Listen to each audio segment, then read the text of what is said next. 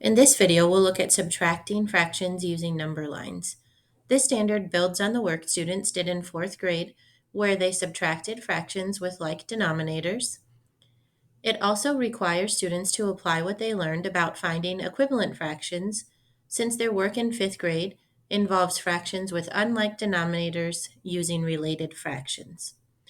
Related fractions are fractions like what you see here with 11 twelfths and 5 sixths. They are fractions in which one denominator is a multiple of the other. Students in fifth grade are also expected to use benchmark fractions to assess the reasonableness of answers. They should have ample experiences using models to build understanding and to allow them to use reasonableness to find a common denominator prior to using the algorithm. Let's look at using number lines to find the difference of 11 twelfths and 5 sixths. To begin with, we'll estimate. I know that 11 twelfths is just 1/12 away from 1 whole, and it's 5 twelfths away from 1/2, so it's closer to 1 whole. 5 sixths is also close to 1 whole, it's just 1/6 away from 1 whole, and it's 2/6 away from 1/2. And so our estimated answer is 0. That lets us know that our actual answer should be somewhere around 0. To begin, I'm going to go ahead and show 11 twelfths on a number line.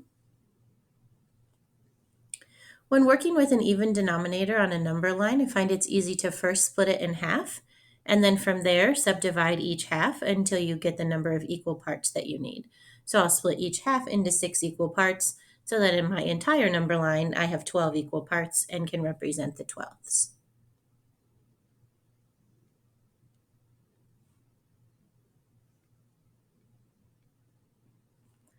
So now we'll go ahead and label. We have 1/12.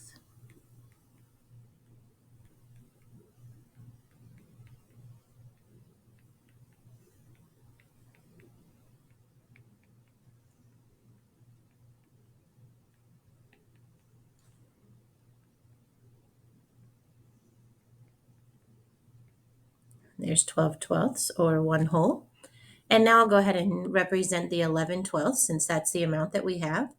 I'll just do that by shading in a rectangle like that on the number line. Sometimes students will like to just use another color and maybe put a star on the number line or some other symbol to represent that's the amount they have, or sometimes even just darken that space on the number line with a different color, since that is going to represent where they will start to show their subtraction. But for the purposes of this, let's just go with the bar on the number line like this to show that we have 11 twelfths. So now to be able to subtract the 5 sixths, I'm going to go ahead and first model that on a number line. So I will create a number line and split it into 6 equal parts.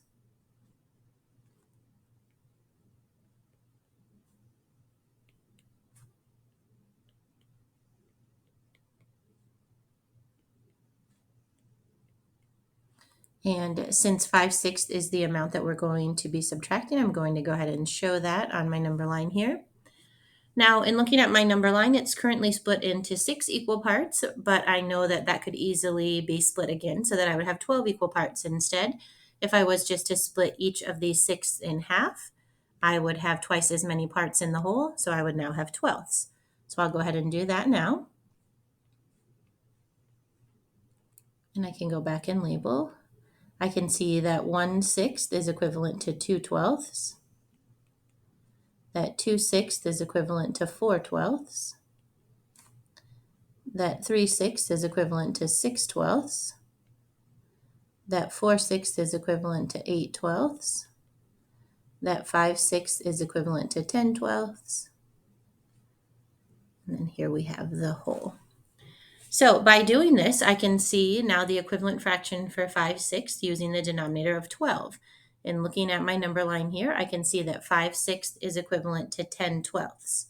So now instead of looking at this as 11 twelfths minus 5 sixths, I can think of it as 11 twelfths minus 10 twelfths.